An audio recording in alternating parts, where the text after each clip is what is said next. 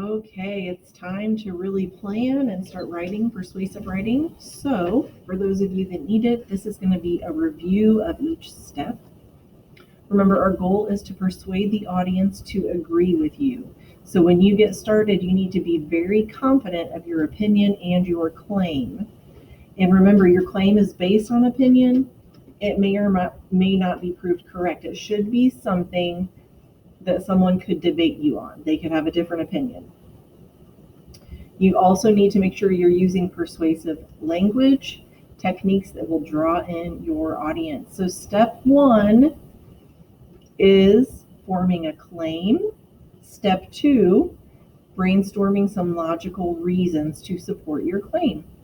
Okay, so here's a statement. Cheerleading is or is not a sport. So we would form a claim from this by choosing one side. Cheerleading is a sport. Okay, when we are forming some logical reasons to support the idea that cheerleading is a sport, we could say because it requires physical exertion, it requires skill, and it involves competing against other teams. If you notice these reasons, I can give a more detailed explanation of the specific physical exertion I'm talking about. I can give more explanation of the type of skill a cheerleader needs to have.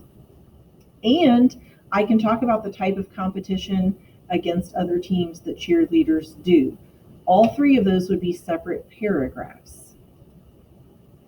Okay, all reasons are not equally important or persuasive. So one reason is usually stronger than another, meaning some of the evidence and reasons are more convincing.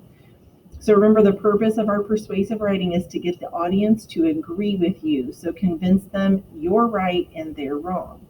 How do you decide which of your reasons is the strongest? You can look at the quantity. So the reason with the most evidence might be the strongest. You can look at the consequence. The reason with the greatest impact or the most powerful outcome or that affects the most people may be the strongest.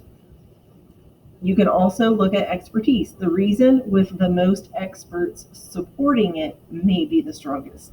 Any of those things can make a reason the strongest thing. So using those criteria, quantity, consequence, and expertise, we are looking at the different reasons that Polar Pops are great. So when we look at the list, we see they are delicious, soda is sweet, fizzles down the throat, they are cheap, any size is 79 cents, saves you money, change from the dollar can be donated, and they are caffeinated, need to be alert, without it can be grouchy. Okay, so when you're looking at the reason that is most convincing, we're going to go with number 1. That's just facts. They are cheap. Any size 79 cents, saves you money, change from the dollar can be donated. It has the longest list also of evidence supporting the fact that they are cheap. Okay? The next strongest is they are delicious. Soda is sweet, fizzles down the throat. Most people are going to agree with you on that. Number 3, they are caffeinated, need to be alert, without it can be grouchy. May not be the most convincing, it's still a good reason, so we would keep it. It just would be the least effective reason. Okay, it would be the weakest one. So now that we've ranked our reasons, we need to practice revealing our reasons in our writing. You don't reveal them strongest to weakest. Okay, you want to maximize reader impact. You want to save the best for last because the final words are powerful. You want to bury the weakest reason in the middle. It's probably going to be a shorter paragraph. So you will start with the second best reason, providing a little oomph to your paper. You want a strong start. So you reveal your reasons in the following order: 2, 3, 1. When preparing to write, you usually generate a list of reasons to support your opinion. So when you think about this list, what you probably generated was a list of details and not reasons. So it's a detail and not a reason because there's not a whole lot more you can say about these things. We can't really expand much on soda is sweet, fizzles down the throat, 79 cents, saves you money. There's not a whole lot more we can say about all those things. So when we have our list of details, the things that we can't say a whole lot more about, we need to have 6 or more details so that we can find similarities in our details to group them together in order to use them to find a reason that we can expand on. So if we look at the list of details and create groups, the groups would become our reasons. So if we are looking at, I don't have the claim on here, but if we were looking at the claim, students should have to wear uniforms to school, and we came up with this list right here. Eliminates peer pressure to have trendy clothes, fast morning routine, one outfit makes it easy, eliminates arguments about appropriate clothing to wear to school, reduces the economic barrier between the haves and have-nots, diminishes the social stigma of cool versus uncool kids because of clothing, provides a sense of belonging since everyone wears the same thing, easy to locate students on a field trip because all are wearing the same thing, prevents gangs from using colors, clothing to identify themselves, decreases in-school fighting, stealing over brand name clothing, easy to spot a building intruder because he is not wearing the same outfit. If we look at all these details, we're going to see some similarities and be able to group them together, which I've done here. And then based on the group, I'm going to look at it. Fast morning routine, one outfit makes it easy, eliminates arguments about appropriate clothing to wear to school. So if I'm running late, that's stressful. Arguments are stressful. So I'm going to say this is decreased stress, both of these things. So we would have a reason that says uniforms decrease stress, and these details would be in our paragraph. So these 3, creating unity among students, that would be another reason.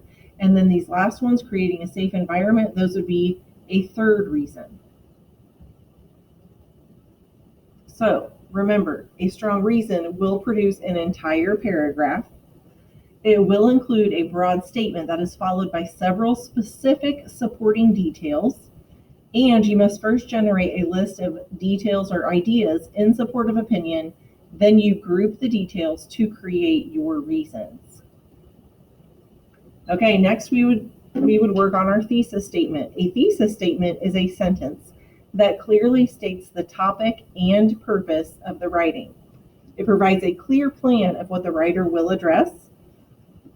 And if you think about it in terms of a RAD response, the restate and answer would be the thesis, because you are stating the question in a statement form and then you're answering. So you're clearly saying what you would be writing about. And then the details and explanations, those are kind of reasons for your thesis. So when we look at this example, there have been a lot of technological changes. We want to know, why is this thesis statement too broad? A thesis statement is too broad a lot of times, and the reader assumes the writer is going to talk about all the ideas possibly related to the topic. So a lot of technological changes. There's a whole lot of different types of technology.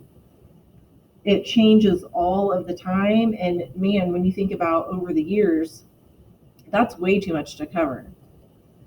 So using this example of too broad, I expect this writer plans to address all types of technology, including advancements in medicine, cars, cell phones, computers, travel, etc.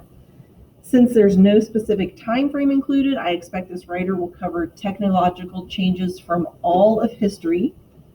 And I expect this writer will provide all the positive and negative impacts of all technology for all people. That is really not possible in one 5-paragraph essay. So we've already done this. I'm just going to give it all to you at the same time. If we start down here, there have been a lot of technological changes. We're going to go up to the smallest box so we can narrow down. So we moved to number 4, we narrowed down a time frame, but that time frame is still too broad. So we jumped up here to number 3. Talked about specifically communication, so that narrowed it down slightly. Up to number 2, we narrowed down to 20 years instead of 100 years. Still a little bit broad because there's a lot of changes in 20 years on how people communicate. So we narrowed it down even more by focusing in on the who of the statement. Over the last 20 years, changes in technology have made a profound difference in the way American students communicate. So we have a specific time, we have a specific technology, the communication technology, and we have a specific group of people that we are talking about. That is narrow enough, but not too narrow. Okay, a narrow thesis statement tends to be too long. So in order to clearly communicate what specific ideas will be mentioned, it requires more words and phrases. A short thesis statement is often too broad, it's too open. So down here it's pretty short, up here it's pretty long. So there's some criteria for having a narrow thesis statement. The specific ideas being focused on are clearly stated. So remember, we talked about communication technology, the group of people, and the time that we were looking at. It is not too short. It avoids words like always, never, every time, all, or none. Those things are very hard to prove, and they also make things way too broad. It is a statement and not a question. You need to sound convincing, and you need to sound sure of what you're saying. In persuasive or argumentative writing, the thesis is debatable. Someone should be able to disagree with you and have some reason for it. Okay, read the thesis statement using the criteria list to determine if it's too broad, too narrow, or just right. There's some examples here. I had a bad day yesterday. This is too narrow. There's not enough to say about it. Other than a few sentences, there's nowhere for the essay to go. So remember, we're using the criteria to the right in the pink box. Every time I have a bad day, I learn something about myself. This is just right. The author clearly communicates what they will be writing about in regard to bad days.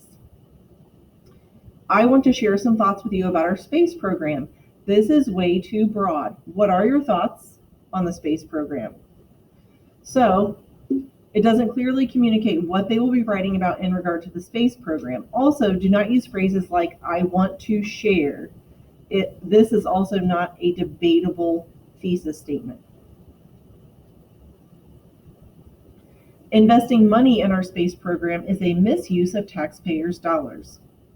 This is just right. The author clearly states their argument and what they will cover. This is also debatable. All right, for persuasive introductions, we need to use a combination of 3 things: providing background information, stating your opinion or thesis, and identifying the reasons. This is how you begin your paper. So here is an example. If we're talking about getting rid of bottled water, our background information is at the top. Americans used close to 50 billion plastic water bottles last year. This is a fact. It's something that could be alarming to someone. They may not have known people use that many plastic water bottles. The US's recycling rate for plastic is only 23%, which means that 38 billion water bottles, more than $1 billion worth of plastic, are wasted each year. This is another fact, but it's background information about why plastic water bottles are not good for the environment. So now we move on to our opinion. That's our thesis or our claim. There are 3 main ways that bottled water is damaging. The first, which is reason number 1, is that they use too much oil in the production. The second is that the bottles can be harmful to people. And the third is that the disposal of the bottles is damaging to the earth. And remember how we're supposed to put our reasons in order. The second most convincing we're going to use first.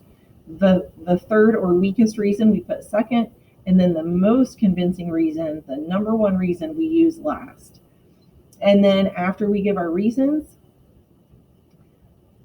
we want to have a good statement to wrap it up. We as a community need to stop buying so many water bottles because they are very damaging to our earth.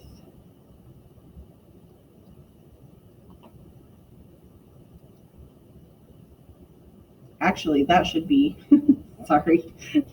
We as a community need to stop buying so many water bottles because they're very damaging to our earth. That should be up here before there are three main ways, okay? So this is our thesis, and then our reasons come after. Sorry, that's messed up. All right, for persuasive conclusions. Remember, this is your conclusion, very similar to the introduction.